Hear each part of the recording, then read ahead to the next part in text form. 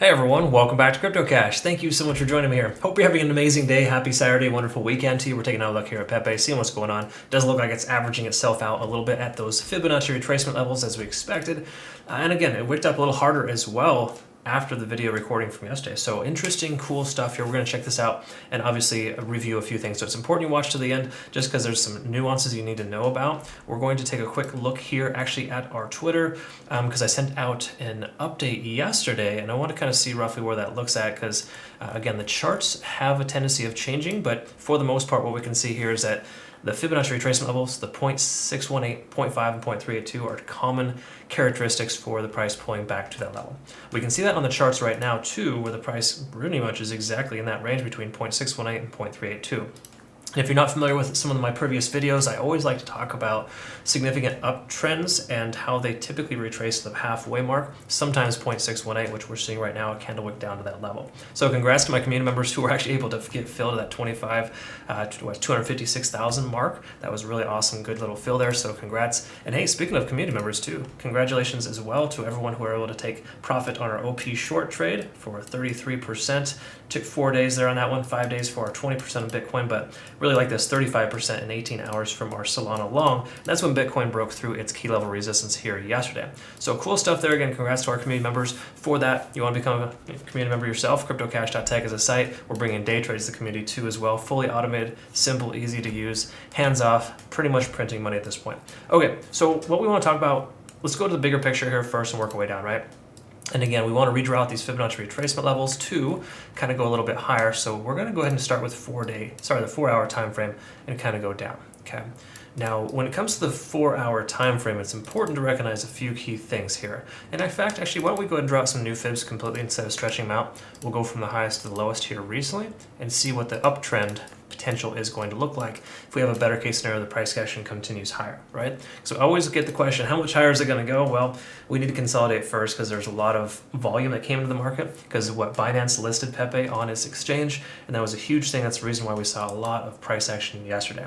That said, on the 4 hour, what we want to look at is a few things. First of all, stochastic RSI is about to converge. That's typically a positive sign, but when you see that concurrent with the MACD divergence, it's kind of a cause for concern, or in other words, a little bit of a pause there for me personally. I don't like to just jump right in. That being said here, we are still above 50 on the RSI and below 70, which is great. We've finally calmed down a little bit more. The money flow index is coming down with it, so it's pretty standard stuff. The key here is that if the price continues to retrace or go sideways, that we get that bounce off 50 on the RSI. That's extremely important for bullish uptrends or continuations, right? So don't try to get too much in your head right now. It's not like Pepe's out of the fight yet.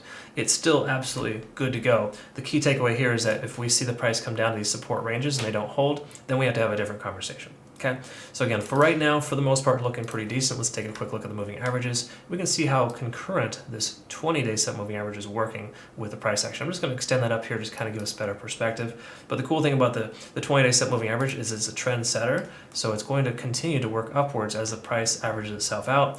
And the key is that we stay above that level. Okay, that's the most important thing I would say on these charts right now, is to stay above those moving averages, and concurrent with that, of course, look for a MACD convergence, which is not close yet. Stochastic, I'd like to see a double bottom there first before we continue any further. So still a few things that need to happen.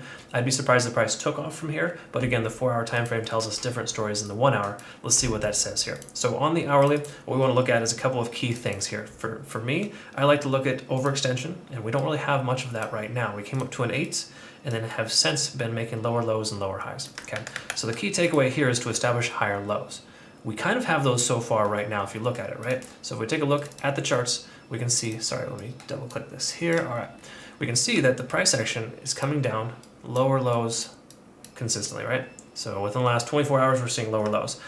However, we are starting to now see higher lows here. Okay, now that's an important thing. That's basically a trend reversal, and what that usually leads into is a type of ascending triangle type of breakout, right? So where you see the price action work itself up a trend line. Concurrent with that, if you take a look here, the 50-day SMA is working itself upwards, and then also we would have this ascending type of resistance level where the price action comes up to this level here and gets rejected out. So for the most part, what we want to look at is the price action at 315,000. If we can come up here, retest that level one more time, there's a good chance we'll see a breakout. So I personally feel that we're going to see the price action kind of jump in this little range here and then continue higher from there. That would make the most sense considering the most recent time frame and that these type of triangle patterns have a tendency of breaking out. In fact, Bitcoin is in a larger time frame triangle pattern right now too. We have a large CME gap from the weekend, closing at 29,700. We're at 28.7. But I think there's a good chance that we're going to see a rally from Bitcoin too next week. That could run coincidentally concurrent with this, but again, Pepe is pretty much marching to the beat of its own drum even still, but keep in mind there will be an alignment eventually with altcoins and meme coins, for example, that will run parallel with Bitcoin eventually. Okay, but right now the key takeaway here is that we're not doing that and it's still very strong.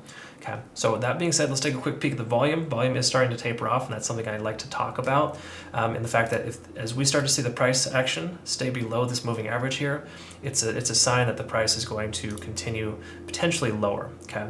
Now, let me go ahead and get rid of this guy here. We don't need that, just so you can kind of see this a little bit better. But this moving average on the volume really tells us that, if you're below that average, then the price action should be expected to continue lower. So what we have to see in the near future here is an increase in volume going into this breakout, because without that, then we're going to have continued dilapidation of volume. And as the volume comes down, we have more volatility in the price action, so more likely to send itself lower, okay? So pay attention to the volume over the next 24 hours. I think that's important. If we see an increase in volume, then absolutely we will see the price be able to sustain above 315 as a round number. So just saying 315 is a key resistance we need to close above soon. But between now and then, it would make sense that we continue to work ourselves into this higher low and parallel high pattern in order to break out to the upside. That's what I'm looking for in this trend reversal here. Let's take a quick look at the 15-minute here and see. We are getting some green lights here from our CC Golden indicator, kind of telling us that we have potential for upside. This basically just gives us confirmation we're on the right side of the tracks. And this is based on volume, volume averages as well as relative strength, and some convergences on also moving averages. We're on the right side of the tracks here. You can see we're still in the green, and that's a very positive sign. Okay, so we like to see the green on the CC Golden, and again, that's available on our homepage if you're interested in that. A lot of folks are checking that out now. It's really cool to get that, and thanks again for the wonderful feedback too. Happy to hear that it's working really, really well for you. All right, so that's pretty much all I have here for you. Just last, question / courtesy, if you could like, follow, subscribe, the whole 9 yards here, as well as on our Twitter, and make sure that you, enable alerts so you can stay abreast on a lot of the technical fundamental analysis, as well as some humor along the way too, right? Because we got to make this jovial. It is an interesting world, an interesting climate, but it's fun to be on the front end of all this stuff here. So thanks again to everyone. So just making that an awesome thing.